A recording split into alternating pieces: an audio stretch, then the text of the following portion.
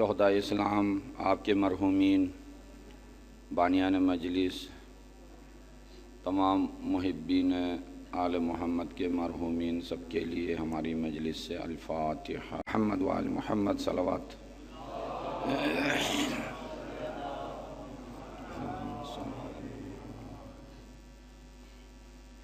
لا حول ولا قوة إلا بالله العلي العظيم۔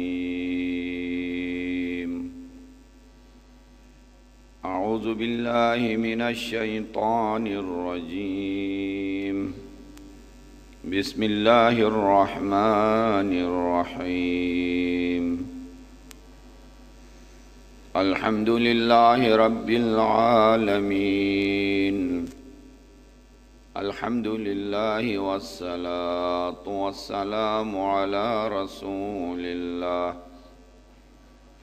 وعلى آله آل الله بهم نتولى ومن أعدائهم نتبرأ إلى الله واللعن الدائم على أعدائهم أعداء الله من أول يوم ظلمهم إلى يوم لقاء الله۔ أما بعد فقد قال الحكيم في محكم كتابه العظيم۔ بسم الله الرحمن الرحيم۔ اهدنا الصراط المستقيم صراط الذين أنعمت عليهم غير المغضوب عليهم ولا الضالين۔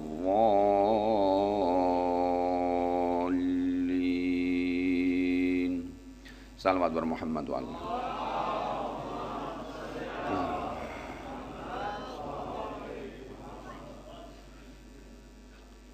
پروردگار عالم ہماری ان محافل و اذکار و جذبات و اشکوں کو اپنی بارگاہ میں قبول فرمائے۔ ان اشکوں کو، ان محبتوں کو، ان جذبات کو ہمارے لیے وسیلہ شفاعت قرار دے۔ حاضرین مجلس و بانیان مجلس کے جملہ حوائج کو قبول فرمائے۔ بے گناہ اسیر، خاص کر پنڈی کے حالات میں جو ہمارے مومنین اسیر ہیں، دشمن کے قید و بند میں ہیں، بحق آل محمد جلد از جلد خداوند کریم انہیں رہائی نصیب فرمائے۔ آپ کی سلامتی اور ان دعاؤں کی قبولیت کے لیے بلند آواز سے صلوات پڑھ لیجئے۔ صلی علی محمد۔ زندگی ایک سفر کا نام ہے۔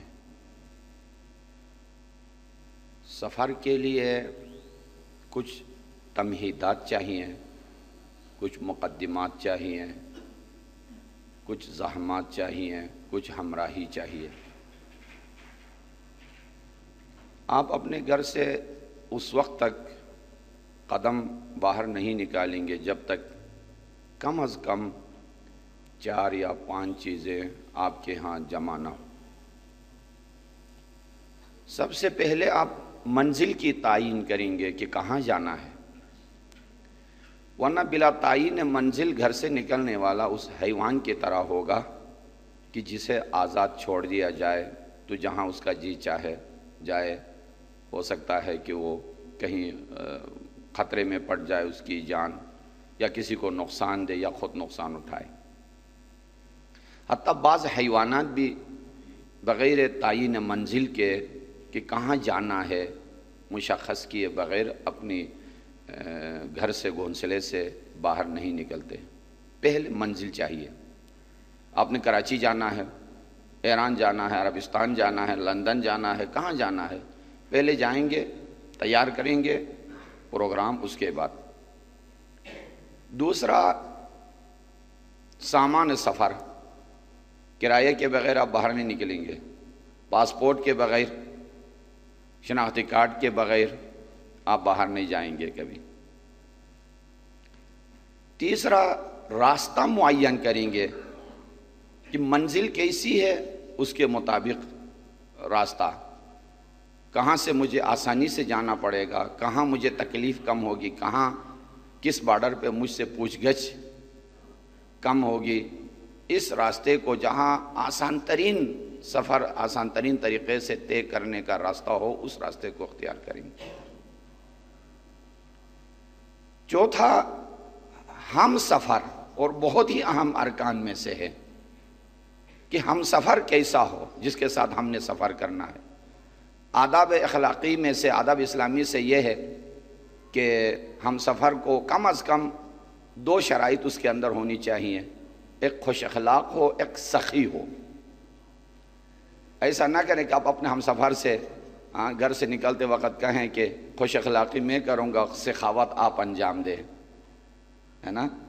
انسان ہمیشہ سفر پہ جب جاتا ہے تو کوشش یہ کرتا ہے کوئی ایسا ہم سفر ہو جو میرا بیگ بھی اٹھائے، ہوٹل کا کرایہ بھی خود دے، کھانے کا کرایہ بھی خود دے، سامان بھی اٹھائے، احسان بھی نہ کرے۔ پانچواں، سواری، مرکب، کس پہ سوار ہو کے جانا ہے۔ استطاعت ہے تو جہاز پہ، ریل گاڑی پہ، اپنی گاڑی پہ، کشتی پہ۔ کس سفر کے لیے اتنے سارے تمہیدات اور مقدمات چاہیے؟ اس سفر کے لیے کہ جب گئے تو واپس آنا ہے، 1 دن میں صحیح، 1 ہفتے میں صحیح، مہینے میں صحیح، سال میں صحیح۔ جس سفر پہ انسان نکل کے واپس آ بھی سکتا ہے اور آتا جاتا ہے، اس کے لیے اتنے سارے شرائط چاہیے کہ پہلی منزل معین ہو، بعد میں راستہ معین ہو، اس کے بعد ہم سفر اچھا ہو، اس کے بعد تعین منزل کے بعد سامان سفر ہو، گاڑی اور سواری بھی اچھی ہو۔ 2 دن کے سفر کے لیے اتنے سامان چاہیے۔ اس سفر کا کیا حال ہوگا جس پر ایک دفعہ انسان جب قدم اٹھاتا ہے تو پلٹ کے نہیں آتا، اور اس کی آخری منزل اللہ ہے۔ اس سفر پہ جب قیامت کا سفر ہوگا، انسان منزل ہے جنت عام انسان کے لیے، اور دوسری منزل ہے رضا الہی اولیاء الہی کے لیے۔ سفر سب سے پہلا قدم وہ منزل ہے۔ اگر اولیاء الہی کا سفر ہے تو رضا الہی، رضوان الہی کے لیے میں اور آپ تڑپتے ہیں، ان کی سوچ اور منزلت اس سے اوپر ہے کہ جنت کے لیے تڑپتے رہیں، نہیں۔ دوسرا، اس کے بعد سب سے پہلے آپ نے اللہ کو ہدف بنایا اور اس تک پہنچنا ہے، منزل رضا الہی کو قرار دیا۔ اس کے لیے راستہ جو آپ نے اختیار کرنا ہے، اس راستے کا نام ہے صراط مستقیم۔ اہدنا الصراط المستقیم، نماز میں ہر وقت آپ یہی تکرار کرتے ہیں صبح سے لے کے شام تک، اہدنا الصراط المستقیم، اہدنا الصراط المستقیم۔ سیدھا راستہ ہی ہے جو اللہ تک پہنچائے، رضا الہی تک پہنچائے، رضوان الہی تک پہنچائے۔ ہم سفر چاہیے، کیسا ہم سفر ہو؟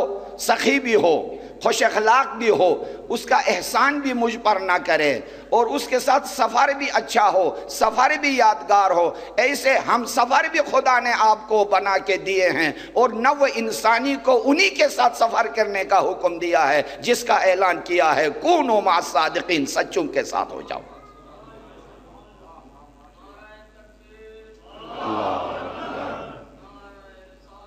یا رسول اللہ،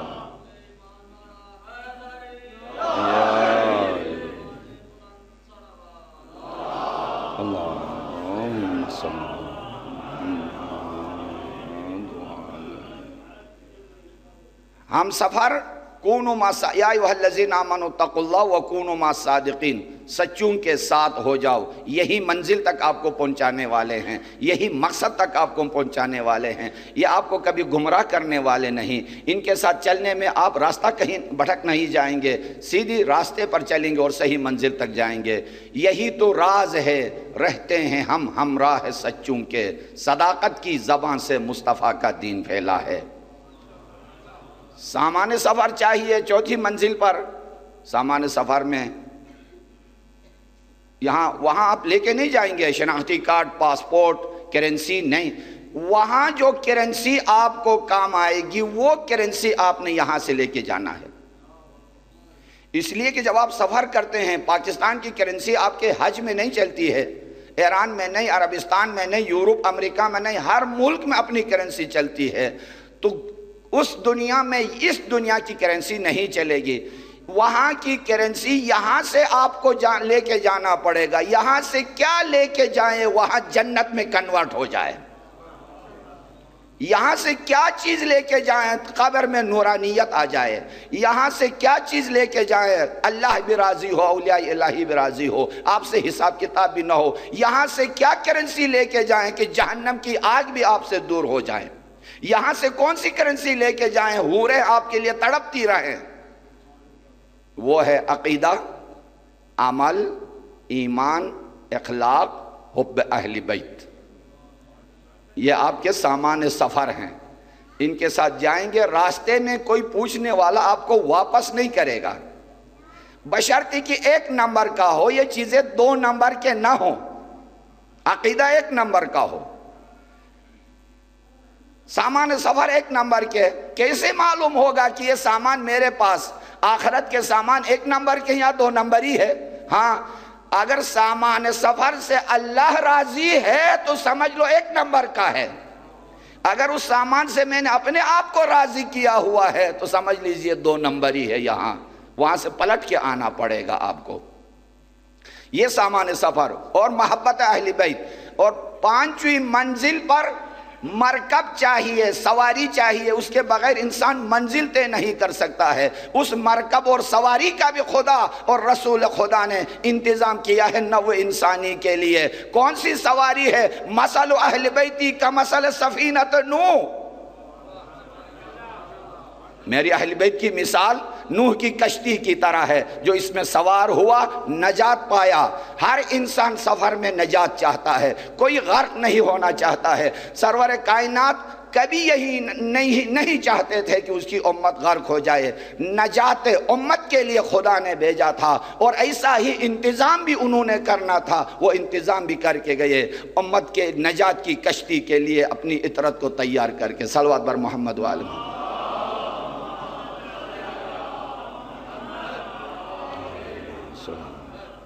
اور آپ کے لیے نماز ہی کے اندر، عبادت ہی کے اندر ایسا انتظام خالق کائنات کر کے گئے، تو ان میں سے بہت سارے ارکان سفر کا ذکر آپ نماز کے اندر کہہ رہے ہیں، اہدنا الصراط المستقیم، پروردگار مجھے سیدھا راستہ دکھا، صراط مستقیم پر میں نے آج بحث نہیں کرنی ہے کیونکہ موضوع توضیح طلب ہے، بہت ہی وقت میں گنجائش چاہیے، کون سا راستہ؟ صراط الذین، ان لوگوں کا راستہ، انعمت علیہم، جن پر تیری نعمتیں نازل ہوئیں، انعمت علیہم غیر المغضوب علیہم ولا الضالین، نہ ان کا راستہ جن پر تو غضبناک ہے، نہ ان کا راستہ جو ضالین ہیں، گمراہ ہیں۔ 3 پارٹیوں کا نام آیا سورہ حمد کے اندر، جو نماز نہیں پڑھتے ہیں یا توجہ سے نہیں پڑھتے ہیں، وہ آج ان کے لیے یہ گفتگو انشاءاللہ پیغام کی حیثیت رکھے گی کہ ہم اس نماز کے اندر کیا کہہ رہے ہوتے ہیں، اہدنا الصراط المستقیم، پروردگار ہمیں سیدھا راستہ دکھا، کن کا راستہ؟ صراط الذین۔ عراقی حاجی سے میں نے پوچھا مکے میں مسجد الحرام میں، وہ پڑھا لکھا تھا اور ہر چیز کا اچھا جواب دیتا تھا، خلافت کیوں ضروری ہے؟ عربی میں اس نے کہا یجری امور المسلمین باحسن وجہ، مسلمانوں کا کام اچھی طرح کام چلے۔ میں نے کہا جو اچھا ہوگا وہ اچھی طرح چلائے گا، یا جو اچھائی کا محتاج ہوگا وہ؟ سورہ یونس کی آیت میں نے سنا دی گواہی میں، فَمَنْ يَهْدِي إِلَى الْحَقِّ أَحَقُّ أَنْ يُتَّبَعَ أَمَّنْ لَا يَهْدِي إِلَّا يُهْدَى، جو حق کی رہنمائی کرے اس کی بات مانی چاہیے، جو خود حق کی طرف محتاج ہو۔ یہاں آ کے رک گیا، آگے کچھ نہیں کہہ سکے، پھر کہنے لگا علی پھر کیوں خاموش ہو گئے؟ پھر میں نے نہج البلاغہ سنایا پہلا خطبہ کہ فلانی نے یہ کیا، فلانی نے یہ کیا، پھر اس کے بعد الغدیر کے حوالے سے صاحب الغدیر اللہ امینی اللہ مقامہ شریف نے جلد اول میں وہ تمام حجتیں جو ثقیفے میں مولا نے پیش کی ہے وہ ساری پوری کر دی. ایک سے ایک حدیث، ایک سے ایک آیت سرور کائنات کی گواہی ہے عظمت مولا کائنات کے لیے. عصمت کے لیے نفس رسول ہونا کافی ہے. اس سے بھی آگے نفس رسول تو بڑی بات ہے. انا مدینۃ العلم وعلی بابھا. باب جب کہا جائے تو آپ کے ذہن میں آئے گا یہ دروازہ ہے نا، بابھا دروازے کو کہا جاتا ہے. ایسا نہیں ہے. وَفَتَحْنَا عَلَيْهِمْ أَبْوَابَ كُلَّ شَيْءٍ. کائنات میں ہر شیء کا ایک دروازہ ہوتا ہے. باب جنت، ابواب جنت، جنت کے دروازے. جب آپ جنت دیکھیں گے تو باب سمجھ میں آئے گا. ابواب جہنم، جہنم جو جائے گا اسے باب کسے کہا جاتا ہے سمجھ میں آئے گا. ابواب رحمت، اللہم افتح علینا ابواب رحمتک. پروردگار رحمت کے دروازے کھول دے. رحمت کا دروازہ کیسا ہوتا ہے، برکت کا دروازہ کیسا ہوتا ہے، نعمت کا دروازہ کیسا ہوتا ہے. اسی طرح آپ دعائے ندبہ کے اندر حضرت حجت عجل اللہ تعالی فرجہ شریف کے شان میں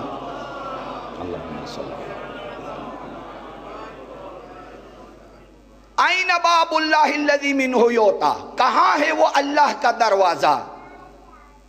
جب اللہ کا دروازہ کہا تو آپ کو ڈھونڈنا پڑے گا. اللہ کوئی قلعہ ہے کہ جس کا دروازہ ہو؟ اللہ کوئی شہر ہے کہ جس کا گیٹ ہو موچی دروازہ جیسا؟ رسول اسلام کسی گھر کا نام ہے، کسی دروازے کا نام ہے، کسی شہر کا نام ہے؟ نہیں. پھر باب اور دروازے کا استعمال، ہاں یاد رکھیے، باب دو چیزوں کے لیے استعمال ہوتا ہے، مادی اور محسوس چیزوں کے لیے بھی، معقول اور غیر مرئی چیزوں کے لیے بھی. اگر محسوس چیزوں کے لیے استعمال ہو تو یہی دروازہ ہے جو آپ کے سامنے ہے. شہر کا دروازہ، امام بارگاہ کا دروازہ، مسجد کا دروازہ، گھر کا دروازہ، قلعے کا دروازہ. یہ مراد نہیں ہے نہ دعائے ندبہ میں نہ حدیث رسول میں، بلکہ یہاں باب نظر نہ آنے والی آسمانی اور الہی چیزوں کے لیے ہے. یہاں باب وسیلے کے معنی میں آیا ہے. کہاں ہے وہ وسیلہ جو مخلوق کو خالق تک پہنچائے؟ اور حدیث رسول میں وسیلہ مراد ہے. کوئی میرے علم تک پہنچنا چاہتا ہے تو میں نے علی کو وسیلہ بنایا ہے، اس وسیلے کے بغیر نہیں آ سکتا ہے.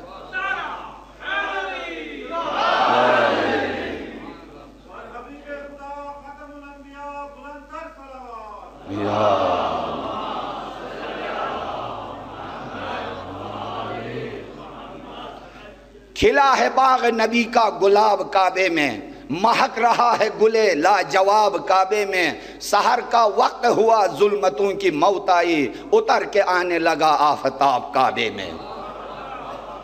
یہ کہہ کے باب کی بات آ رہی ہے. یہ کہہ کے چلنے لگے شہر علم سوئے حرم.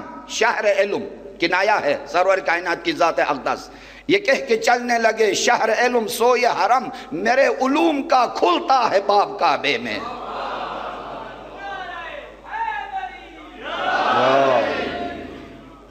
میرے علوم کا کھلتا ہے باب کعبے میں. تو جو دروازے علی تک، جو دروازے سرور کائنات تک پہنچنا چاہے، ان حکمتوں تک پہنچنا چاہے، اس دروازے سے آئے. چور دروازہ استعمال کرنے سے یہ حشر ہو گیا ہے اسلام کا. حق کا دروازہ جو چھوڑ دے گا اس کا یہی حال ہوگا. علی کو چھوڑنے والوں کا اپنا نقصان ہے، نہیں ہے بغض و حسد کا ضرر علی کے لیے. نعمت الہی ہے، ولایت نعمت ہے، رسالت نعمت ہے، امامت نعمت ہے. ان کی محبت آپ کے دل میں، محبت کا گوہر نعمت ہے، اللہ کی دی ہوئی نعمتیں ہیں. لیکن جب قرآن مجید نے کہا ان تعدوا نعمت اللہ لا تحصوها، کسی نعمت پر خداوند کریم نے کسی پر احسان نہیں کیا ہے. اتنا رحیم خدا ہے، اتنا کریم خدا ہے، کسی پر احسان نہیں کرتا سوائے دو نعمتوں کے. ان نعمتوں پر پوری انسانیت پر احسان کیا ہے. ایک رسالت کی نعمت ہے، ایک امامت کی نعمت. رسالت کی نعمت کے لیے سورہ آل عمران میں آواز دی لقد من اللہ علی المؤمنین اذ بعث فیہم رسولا منہم. احسان کیا ہے اللہ نے مومنین پر، انہی میں سے ایک رسول کو انہی پر مبعوث کر کے. مننا، بہت سارے طالب علم اور علماء کرام، واجب الاحترام علماء کرام حاضر ہیں. مننا پاسٹ کا صیغہ ہے، ماضی کا، اور امامت کے لیے جو استعمال کیا یہی لفظ مننا آیا، وَنُرِيدُ أَن نَّمُنَّ عَلَى الَّذِينَ اسْتُضْعِفُوا فِي الْأَرْضِ، ہمارا ارادہ ہے کہ احسان کریں ان پر جنہیں روئے زمین پر کمزور قرار دیا گیا ہے۔ کیسے؟ ان نجعلہم ائمہ، انہیں امام قرار دے کر، ان نجعلہم الوارثین، زمین کا وارث قرار دے کر۔ لطف آئے گا اگر آپ توجہ کریں، چونکہ قرآن بہار القلوب ہے، جتنی آپ دقت اور توجہ دیں گے دل باغ باغ ہو جائے گا۔ آپ عرفی زبان میں جب انگلش پڑھتے ہیں یا پڑھاتے ہیں بچوں کو، یہ بیٹا یہ پاسٹ کا صیغہ ہے، یہ فیوچر کا ہے، یہ کنٹینیو ہے، یہ حال کا ہے۔ اردو میں بھی اسی طرح ہے، ہر زبان میں اسی طرح ہے، عربی میں بھی ہے۔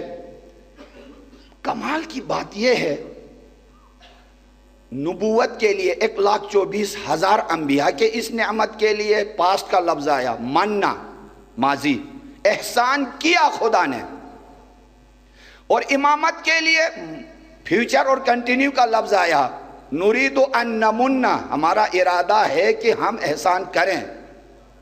کیوں؟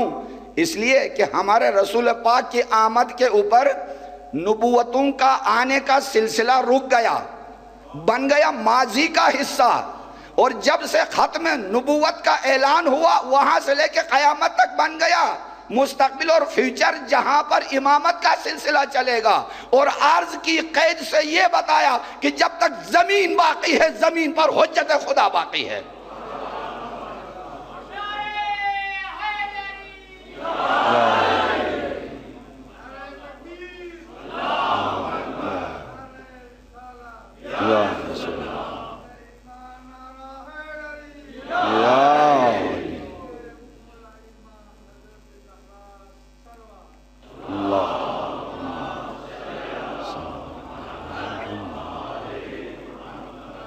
توجہ فرما لیا آپ نے؟ لقد من اللہ علی المؤمنین، خدا نے احسان کیا مومنین پر، انہی میں سے ایک ایسے رسول کو مبعوث کیا، یتلو علیہم آیاتہ ویزکیہم ویعلمہم الکتاب۔ اس میں اس آیت کے اندر مقام و معراج نبوت بھی ہے اور کرشمہ قدرت بھی ہے، اس لیے کہ انہی میں سے مبعوث کیا، یتلو علیہم آیاتہ، آیات بھی، تزکیہ بھی، حکمت بھی، تعلیم بھی، سب کچھ دے رہا ہے۔ کیسا خدا ہے، کیسا قادر خدا ہے کہ ایک ایسے انسان کو کہ کسی ایک کے دروازے پر کشکول گدائی علم کے لیے لے کے نہیں گیا ہے، شاگرد کسی کا نہیں، استاد کائنات کا بنا دیا۔ کیسا قادر خدا ہے، کیسی حکمت ہے خدا کی، ایک ایسے انسان کو جو ایک کسی کے دروازے پر نہیں گیا ہے، کوئی اس کا استاد نہیں، پوری کائنات کا استاد ہے۔ یہ عظمت توحید بھی اسی کے اندر نظر آتی ہے اور عظمت رسالت بھی اسی کے اندر نظر آتی ہے۔ اور منہم، انہی میں سے، یہ معراج انسانیت ہے، یہ منہم انہی میں سے۔ ارے انسان کو اگر عقل و شعور ہو تو یہ سوچے، ارے ہم میں سے ہے جو دنا فدد اللہ تک گیا، ارے ہم میں سے ہے جہاں تک وہاں گیا جہاں جبرائیل بھی نہ جا سکے، ارے ہم میں سے ہے وہ جس کے لیے وَلَسَوْفَ يُعْطِيكَ رَبُّكَ فَتَرْضَىٰ کا خطاب آیا، ارے وہ ہم میں سے ہے اِنَّا أَرْسَلْنَاكَ شَاهِدًا وَمُبَشِّرًا وَنَذِيرًا آیا۔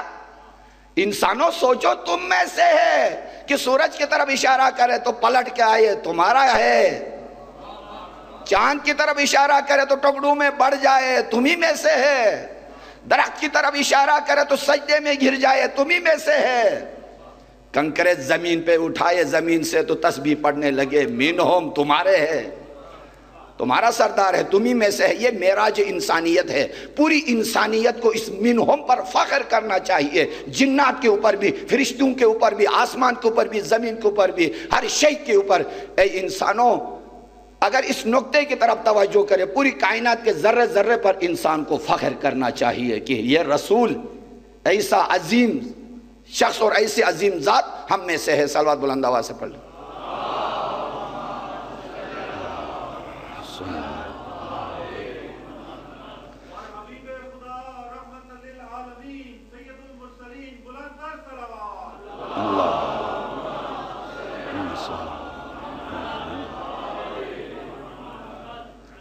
ولایت کی نعمت، امامت کی نعمت، رسالت کی نعمت، وہ نعمتیں ہیں، وہ روزی ہے انسان کو خدا نے میسر فرمائی ہے کہ اگر انسان ناشکر ہو تو خدا اپنی نعمتوں کو واپس لیتا ہے۔ امام جعفر صادق علیہ السلام،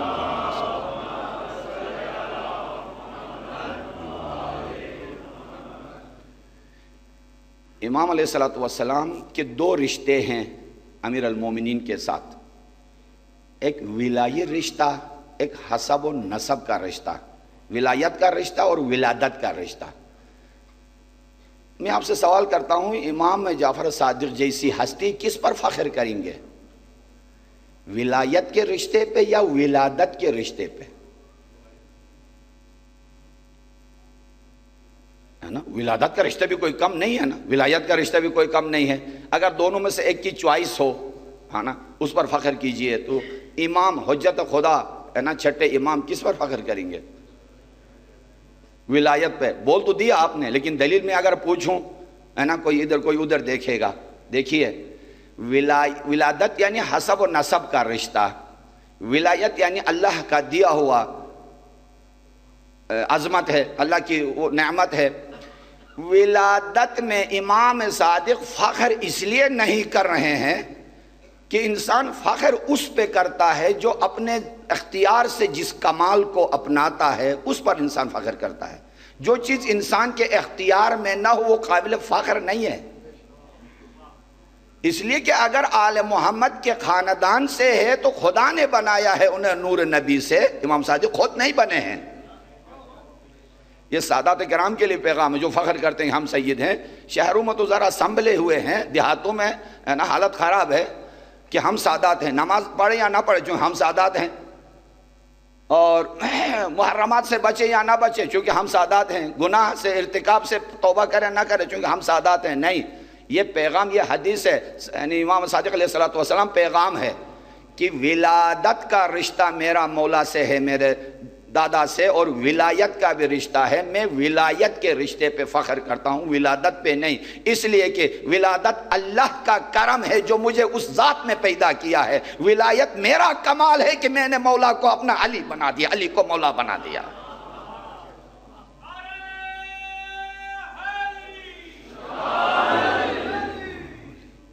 وہ ولایت جس پر خود ائمہ معصومین بھی فخر کریں، وہ نعمت ہے، وہ عظمت ہے انسان کو اگر یہ نصیب ہو تو۔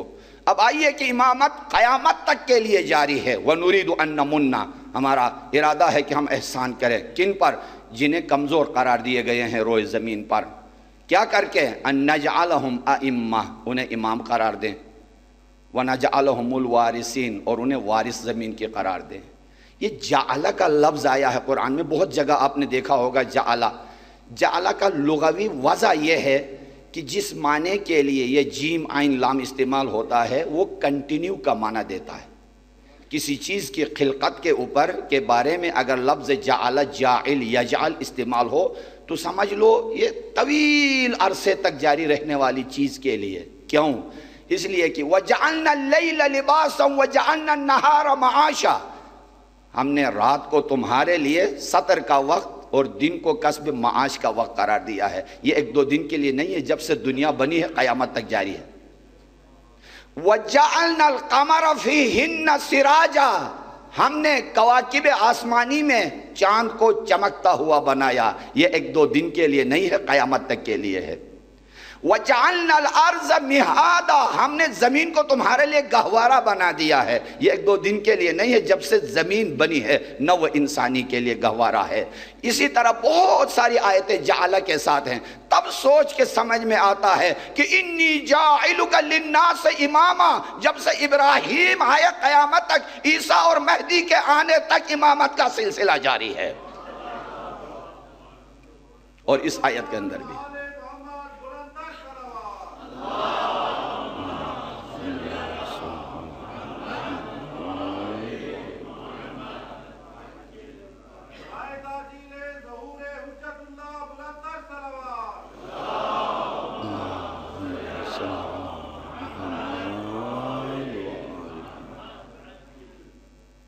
یہ تسلسل کے ساتھ چلنے والی چیز ہے۔ لیکن ابھی میں آپ سے یہ سوال کرتا ہوں کہ جو فلسفہ بعثت انبیاء ہے، جو فلسفہ خلقت بشر ہے، کیا ہے؟ فلسفہ بعثت انبیاء یہ ہے لِيُظْهِرَهُ عَلَى الدِّينِ كُلِّهِ، دین اسلام تمام ادیان پر غالب آ جائے۔ اور فلسفہ خلقت بشر کیا ہے؟ وما خلقت الجن والانس الا لیعبدون، جن و انس کو صرف عبادت کے لیے پیدا کیا ہے۔ عبادت تب ہو سکتی ہے جب معبود سے محبت ہو، محبت تب ہو سکتی ہے جب معبود کی معرفت حاصل ہو۔ نوع انسانی عبادت الہی سے بھی محروم، اطاعت الہی سے بھی محروم، محبت الہی سے بھی محروم، معرفت الہی سے بھی محروم۔ کیوں؟ بس فلسفہ خلقت بشر پورا نہیں ہوا، اور 1,24,000 انبیاء کو بھیجنے کا فلسفہ بھی پورا ہوتا ہوا نظر نہیں آیا۔ کیوں؟ لِيُظْهِرَهُ عَلَى الدِّينِ كُلِّهِ، تاکہ اسلام غالب آیا تمام ادیان کے اوپر۔ آج تک تو اس کا الٹ نظر آ رہا ہے، یہودیوں کا غلبہ اسلام کے اوپر، مشرکین کا غلبہ اسلام کے اوپر، کمیونزم کا غلبہ اسلام کے اوپر، مسیحیت کا غلبہ اسلام کے اوپر۔ پروردگار تیرا وعدہ کبھی کم نہیں ہوتا، کبھی مٹ نہیں سکتا۔ یہ وعدہ کہاں گیا؟ لگتا ہے کہ پروردگار عالم اپنے وعدے کو ضرور پورا کریں گے، یا محمد اول کے ذریعے یا محمد آخر کے ذریعے۔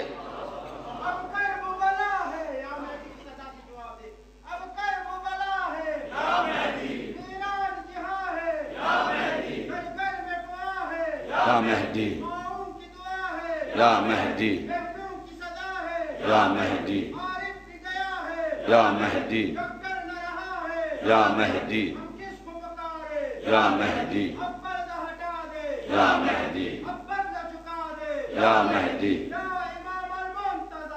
یا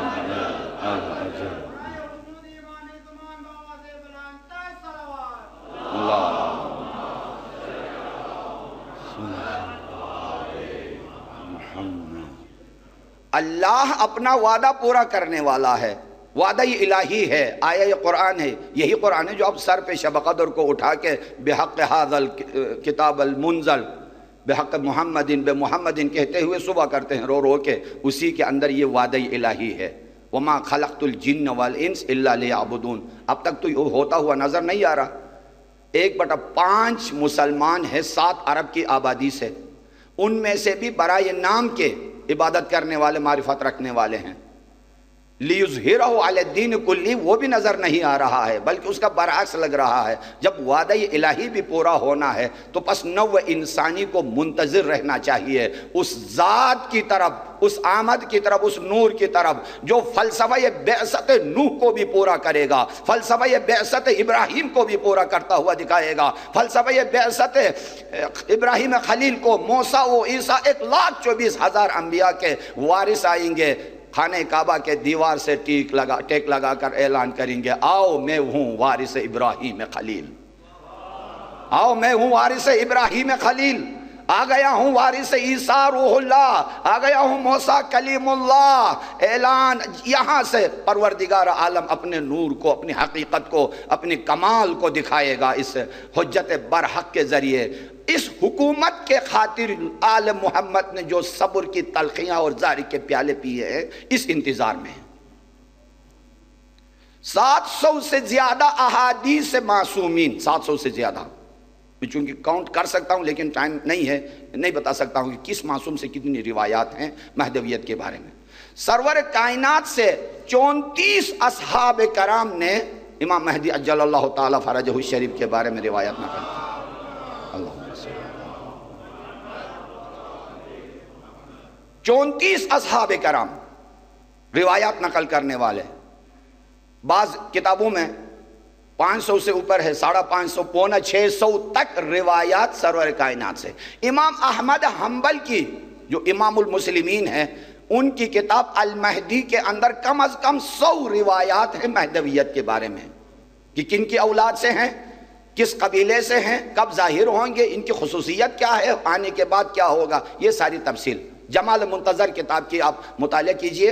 اور حضرت آیت اللہ لطف اللہ صافی گلپائیگا نے مرجع عالی قدر کی یہ کتاب واقعاً آج کے دور میں نایاب کتابوں میں سے ہے۔ خدا ان کے رزق میں، ایمان میں، امور میں، ہر چیز میں اضافہ فرمائے، توفیقات میں۔ ایسی عظیم کتاب لکھی ہے، آپ سب کے پاس ہونا چاہیے، جمال منتظر۔ اس کتاب کے اندر آپ کو سینکڑوں اور ہزاروں روایات ملیں گے، اور وہ آیات بھی ساری جو مہدویت کے بارے میں ہیں۔ کیسا انقلاب ہوگا وہ اب میرے پاس صرف 5-6 منٹ ہے، میں وہ ہادی ٹی وی کے 50 قسطوں کے یعنی پروگرام کے خلاصے کو پیش نہیں کر سکتا ہوں، انشاءاللہ اور کسی پروگرام۔ کیسا زمانہ ہوگا کہ یمن سے شام تک جانے والی اکیلی خاتون سونے کے زیور سے آراستہ ہو کے جائے گی شام سے یمن تک کا فاصلہ، یہاں سے عراق جتنا ہے، کسی کی جرأت نہیں ہوگی کہ اس کی طرف ٹیڑھی آنکھ اٹھا کے دیکھے۔ یہ امن و امان کے لحاظ سے، لیکن رزق اور روزی اور برکت کے لحاظ سے یہ جو بنجر وادی ہے شام سے یمن تک، ایک جگہ، ایک انچ بھی جگہ ایسی نہیں ہوگی جہاں گھاس کے بغیر کوئی انسان قدم رکھتا ہو اس کے اوپر۔ ظہور امام علیہ السلام کے بعد آسمان کے فرشتے، آسمان کے پرندے ایک دوسرے کو گلے لگائیں گے کہ آؤ جشن منائے، ہمارا امام آیا ہے۔ سمندر کی مچھلیاں ایک دوسرے کو گلے لگا کے خوشخبریاں دیں گے کہ آؤ خوشیاں منائے، ہمارا امام آ گیا ہے۔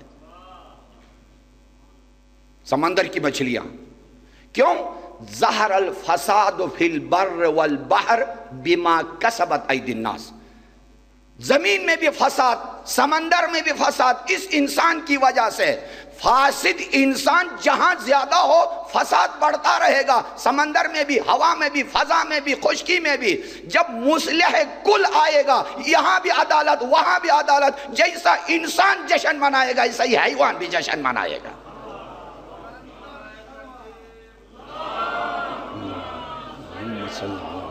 محمد دیکھیے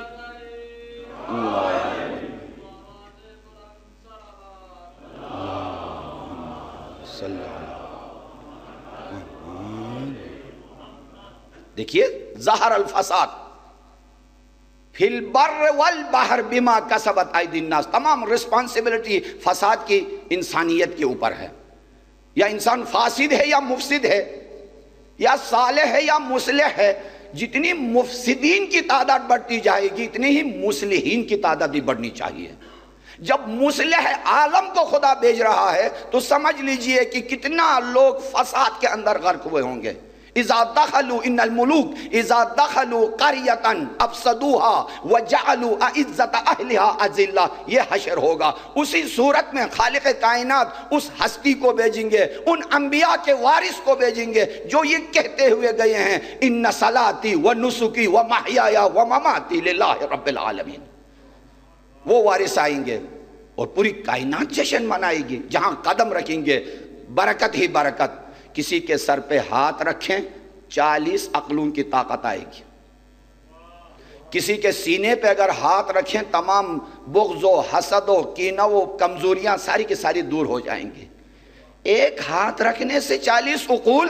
نہج البلاغہ کھول کے دیکھیے، مولا کائنات فرماتے ہیں رب العزت نے 1,24,000 انبیاء کو بھیجا ہے لیصیر علیہم دفائن العقول، عقل کی چابیاں کھول دیں 1,24,000۔ میرا مولا ایک ہاتھ پھیرانے سے یہ کرشمہ دکھائے گا۔ اس لیے نار نمرود کو ابراہیم نے کس چیز سے بنایا؟ ایک علم سے، ایک اسم اعظم سے۔ موسیٰ کلیم اللہ کوہ طور پہ بنا کس چیز سے؟ ایک اسم اعظم سے۔ عیسیٰ مردوں کو زندہ کرنے لگا کس چیز سے؟ ایک اسم اعظم سے۔ صالح کے لیے اونٹنی نکلنے لگی کس چیز سے؟ اسی ایک اسم اعظم سے۔ 27 اسم اعظم کے حروف لے کے میرا اور آپ کا مولا آ جائے، زمین سنبھل نہیں سکتی ہے آسماں کے بغیر، تو کیسے جئیں گے ہم لوگ اپنی جان کے بغیر؟ میرے افق پہ ستاروں کی ذوفشانی ہے، وہ دوسروں کا فلک ہے جو کہکشاں کے بغیر۔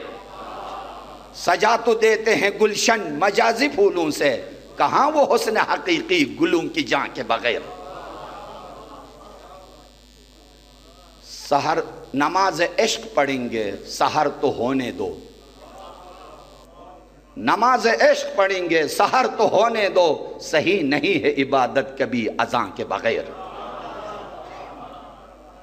اصل زندگی وہ ہے، اسلام ہے تو وہاں ہے، ایمان ہے تو وہاں ہے۔ ابھی کیا ہے؟ اب تک میں اپنے شعر سنا رہا تھا، ابھی میرے درد کا سنا رہا ہوں۔ زندگی ہے یا کوئی طوفان ہے، ہم تو اس جینے کے ہاتھوں مر چلے۔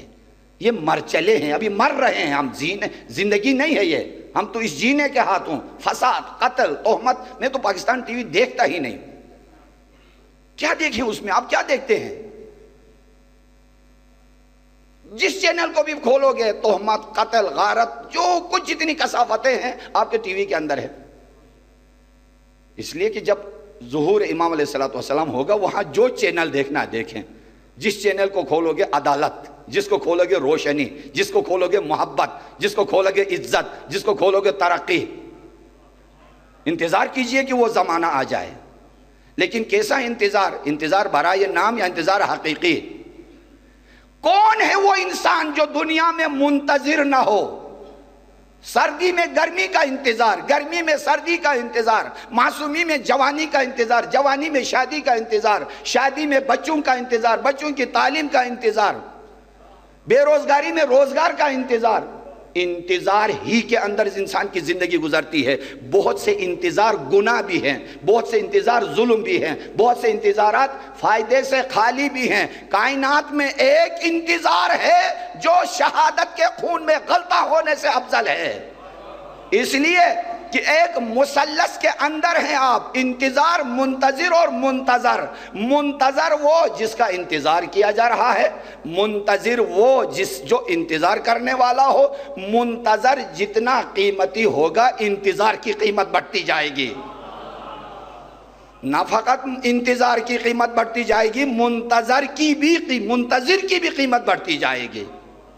سرور کائنات کا فرمانا، انتظار الفرج، اس ظہور برحق کا انتظار کرنا اپنے شہادت کے خون میں غلطہ ہونے سے زیادہ۔ کون سا انتظار؟ 15 شعبان کا انتظار کہ عریضہ لکھ کے بھیج دے اور بس چھٹی۔ ہم تو عاشورہ والے شیعہ ہیں نا۔ آج آپ سارے اتنا آگے سینہ زنی کے لیے آئے ہیں، صابری کی مجلس سننے تو نہیں آئے ہیں، اور اس کو نہیں آتے تھے۔ اب چونکہ خدا میرے بعد ذاکرین آئیں گے، میرے بعد نوحہ خان آئیں گے، اب ان کو سننے آئے ہیں، کیونکہ عاشورہ صرف عاشورہ والے شیعہ ہیں، 15 شعبان والے شیعہ ہیں۔ عریضہ بھیج کے دنیا کو یہ بتاتا ہوں، جہاں ہے اور بھی آباد اس جہاں کے بغیر۔ آپ یہ شیعہ ہیں، جبکہ امام کو کیسے شیعہ چاہیے؟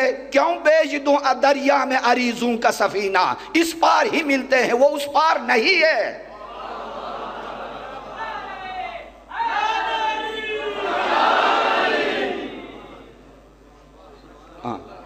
بس 15 شعبان ہو گیا، پل پہ گئے، دریا پہ گئے، خط لکھا۔ خط کسے لکھا جاتا ہے؟ محبوب سامنے نہ ہو تو۔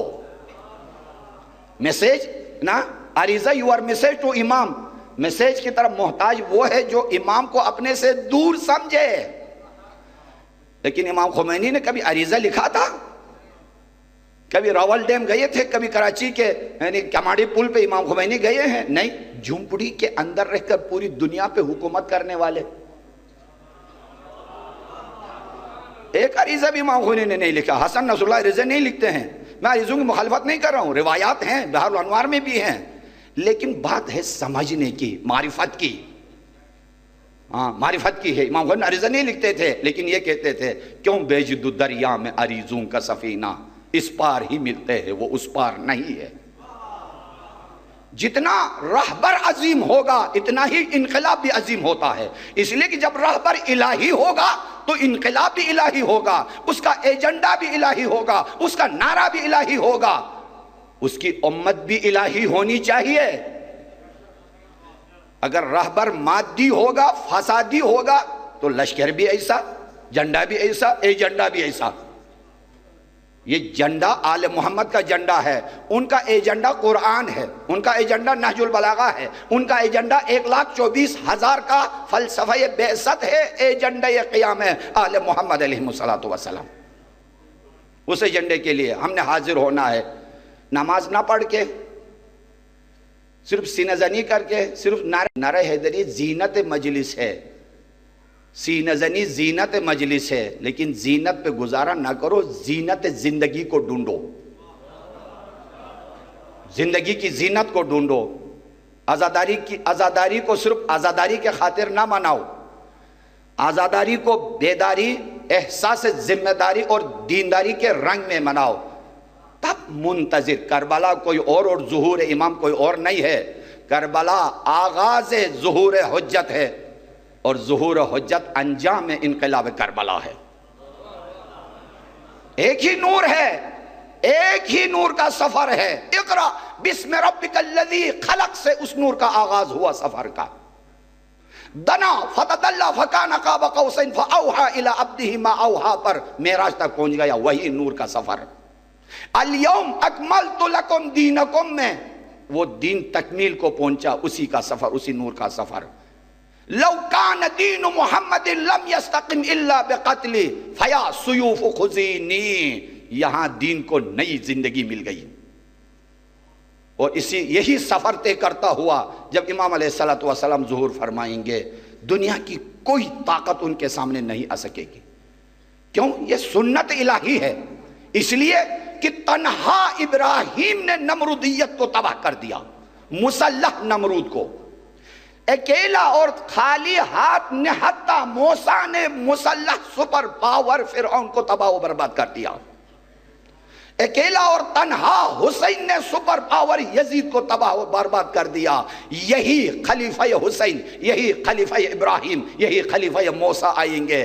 روئے زمین پر جتنے بھی نمرود کے خلیفے ہیں، جتنے بھی فرعون کے خلیفے ہیں، جتنے بھی یزید کے خلیفے ہیں، سب کو تباہ و برباد کر دیں گے، اور ہونے والے ہیں۔ اس لیے کہ پستی کو ہمیشہ ذلت ہے، باطل کو ہمیشہ ذلت ہے، عزت ہے تو حق کے ساتھ۔ کیوں؟ اس لیے کہ دو طاقتیں ایسی لڑ گئی کربلا میں۔ یزید نام ہے انسانیت کی پستی کا، حسین نام ہے معراج آدمیت کا۔ معراج آدمیت کو ہی عزت اور کمال حاصل ہے، اسی کمال کے پیچھے ہم نے جانا ہے۔ جو بھی قربانی دینی پڑے اپنے آپ کو حاضر کرنا ہوگا۔ قربانی سے مراد بچے لے جا کے مینا پہ ذبح کرنا صرف قربانی نہیں ہے۔ حل من ناصر ینصرنا کے اندر کیا آواز ہے جو آج تک ہماری کانوں تک ٹکراتی ہے؟ وہ آواز صرف کس کے کانوں سے ٹکرا گئی؟ شہداء کے کانوں سے ٹکرائی۔ مقتل میں جب مولا کی اس مظلومیت کی آواز آ گئی، ہلچل مچ گیا، جنازوں میں اور لاشوں میں انقلاب آ گیا۔ یہ کیسی آواز تھی؟ معصوموں کے اندر بھی ایک انقلاب اور ہلچل مچ گیا۔ نہ گہوارے میں کوئی معصوم بچے کو آرام مل گیا، نہ مقتل میں کسی جنازے کو اور لاش شہید کو آرام مل گیا، نہ خیمگاہ میں کوئی سیدانی کو آرام مل گیا۔ چار طرف آسمان و زمین میں قیامت مچ رہی ہے۔ حل من ناصر ینصرنا وحل من مغیث یغیثنا کی آواز آ رہی ہے۔ جب سید الشہداء اس آواز استغاثے کے بعد واپس آ گئے، دیکھا قیامت مچی ہوئی ہے خیمگاہ اہل بیت میں۔ پوچھا بہن زینب، یہ گریا، یہ آہ، یہ بکا؟ فرمانے لگی کہ فرزند زہرا جب مظلومیت کی صدا یہ استغاثہ کائنات میں گونجی، علی اصغر بھی تیار ہو گئے ہیں اس قربانی کے لیے۔ فرمانے لگے مجھے کربو بلا اور تجھ کو فتح شام کرنا ہے، علی اصغر کو میدان میں خدا کا کام کرنا ہے۔ لائیے میرے ننھے مجاہد کو ہاتھوں میں اٹھایا۔ اے لشکر آدھا، اے لشکر شام، اے لشکر کوفہ، اگر آپ کی نظر میں میری کوئی تقصیر سہی، اگر آپ کی نظر میں میری کوئی خطا اور گناہ ہے، اس معصوم کی کوئی خطا نہیں جس کو 3 دن سے نہ دودھ ملا ہے نہ پانی ملا ہے۔ ایسا منظر سید الشہداء نے پیش کیا، دشمن بھی رونے لگا، دشمن کے گھوڑے بھی رونے لگے، دشمن پیچھے مڑ کے رونے لگا۔ انقلاب آنا قریب ہو گیا تھا۔ عمر ساتھ نے بلایا ہرملا کو، کیا حسین کے سوال کا جواب نہیں دے سکتے ہو؟ آگے حاضر ہوا، ہاں میں جواب کے لیے تیار ہوں۔ اٹھایا کمان کو، کیا کرنے؟ قلب زہرا کی طرف تیر پھینکنے، قلب رسول اطہر کی طرف تیر پھینکنے، قلب علی مرتضیٰ کی طرف۔ خون علی مرتضیٰ کو گرانا چاہتا ہے، خون رسول خدا کو گرانا چاہتا ہے۔ تیر کو پھینکا کس کی طرف ہے؟ ہرملہ کا یہ خیال تھا کہ سوکھا گلا ہے، نہیں، وہ بہن کا جگر تھا جہاں یہ تیر لگا۔ اور ایک مرتبہ مسکرا کے باپ کی طرف، اپنے بابا کی طرف مسکرایا، شاید یہ کہنا مقصود ہو، بابا ننھے مجاہد کے جہاد سے راضی ہو گئے، اتنا خون جو نہ جس کو 3 دن سے پانی ملا ہو نہ دودھ ملا ہو، کتنا خون نکلتا۔ انکار آسماں کو ہے، راضی زمین نہیں، اصغار تیرے خون کا ٹھکانہ کہیں نہیں۔ ریش اطہر کو رنگین کر کے سید الشہداء لخت جگر زہرا خیمگاہ کی طرف آ گئے۔ ارے ماں کو پیغام دینا ہے علی اصغر کی شہادت کا، کس انداز سے پیغام دیتے؟ در خیمے پہ حاضر ہو گئے۔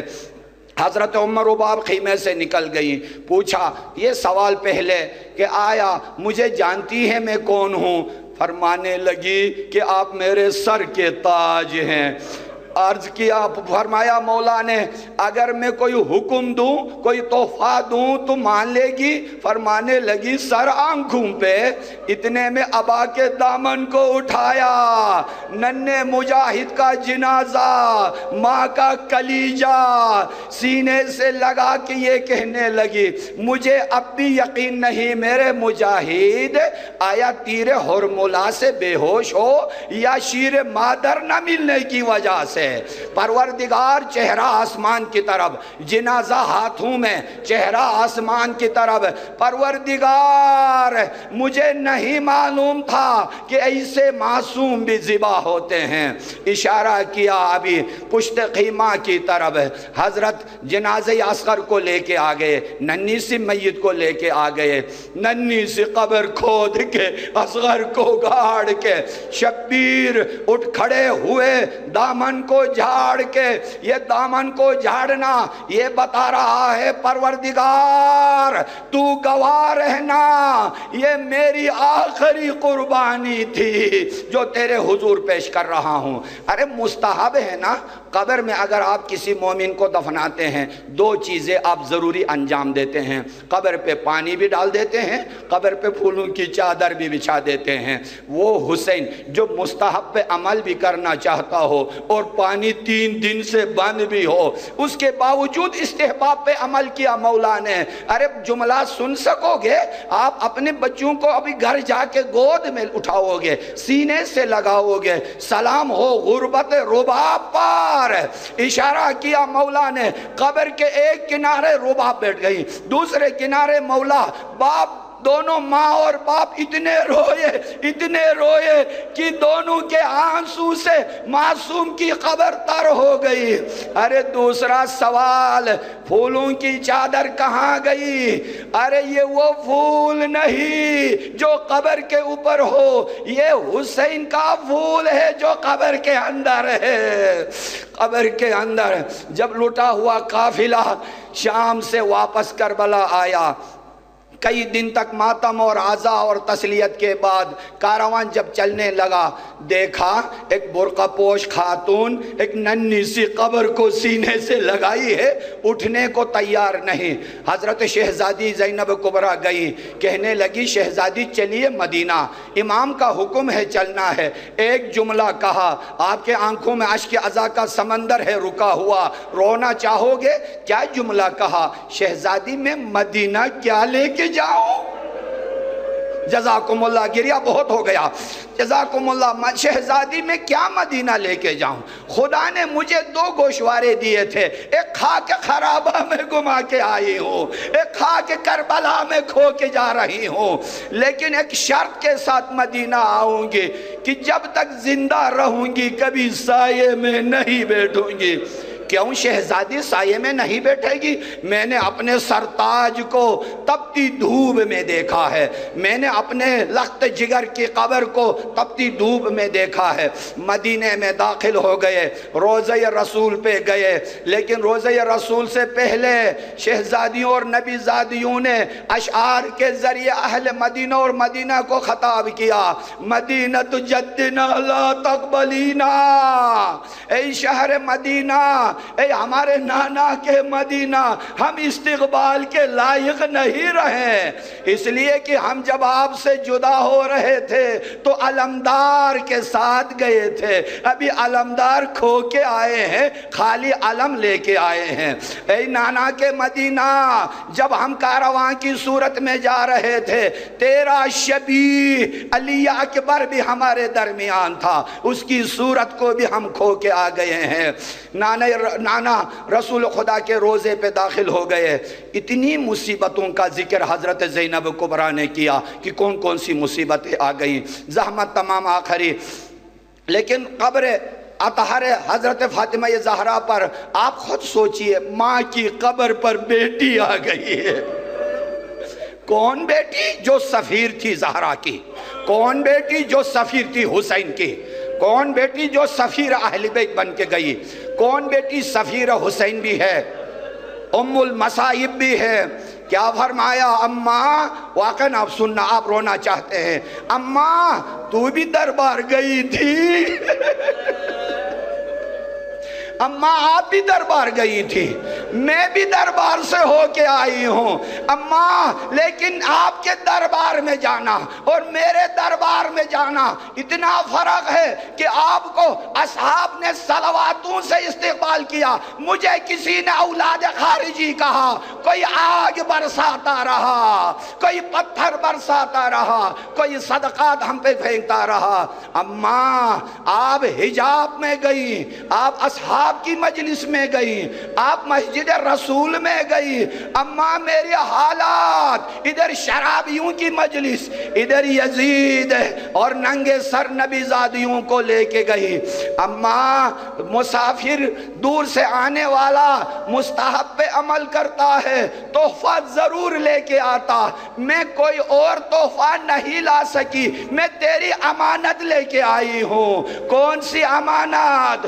جس کرتے کو سیتے وقت رو رہی تھی اور فرمایا تھا کہ بیٹی زینب، جس وقت یہ کرتا میرا بیٹا تجھ سے مانگے، بہن اور بھائی کی ملاقات قیامت تک کے لیے۔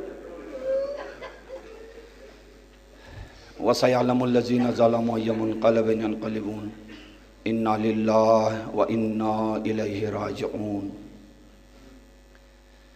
اللہم انا نرغب الیک فی دولت کریمت تعز بها الاسلام واہلہ وتذل بها النفاق واہلہ وتجعلنا فیہا من الدعاة الى طاعتک والقادة الى سبیلک۔ پروردگار ہماری اس عبادت کو قبول فرما۔ رب العزت ان اشکوں کو، ان عزاداروں کو، ان جذبات کو، اس مصیبت کو، اس محبت کو ہمارے لیے ذخیرہ آخرت قرار دے، ہمارے لیے وسیلہ شفاعت قرار دے۔ مجلس میں حاضر تمام برادران و خواہران کی جملہ حوائج کو قبول فرما، مریضوں کو شفاء کامل و عاجل نصیب فرما۔ پروردگار جتنے بھی ہمارے مومنین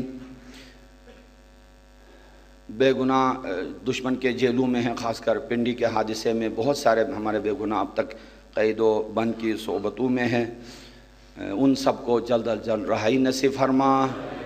رب العزت علماء کرام مراجع اعظام بالخصوص حضرت آیت اللہ خامنہ آغا سستانی آغا حسن نصر اللہ کو اپنے حفظ و امان میں رکھ۔ تمام پاکستان کے دینی مراکز، مدارس، مساجد اور بالخصوص امام صادق ٹرسٹ کے اس مسجد اور عظیم مرکز اور بالخصوص ہمارے اس مرکز کے روح رواں علامہ محمد شفیع نجفی صاحب کو اپنے حفظ و امان میں رکھ۔ پروردگار اس مرکز کو ترقی نصیب فرما۔ پردہ غیب سے پروردگار اپنے حجت حسین ثانی کو ظاہر فرما، ہم سب کو ان کے اصحاب و انصار میں سے قرار دے۔ ایک بچی بیمار ہے، اس کے لیے خصوصی التماس دعا ہاسپٹل میں ہے، ہم بھی انہی معصوم کے صدقے جن کی ہم نے مصیبت کا ذکر کیا، پروردگار بحق اولاد حسین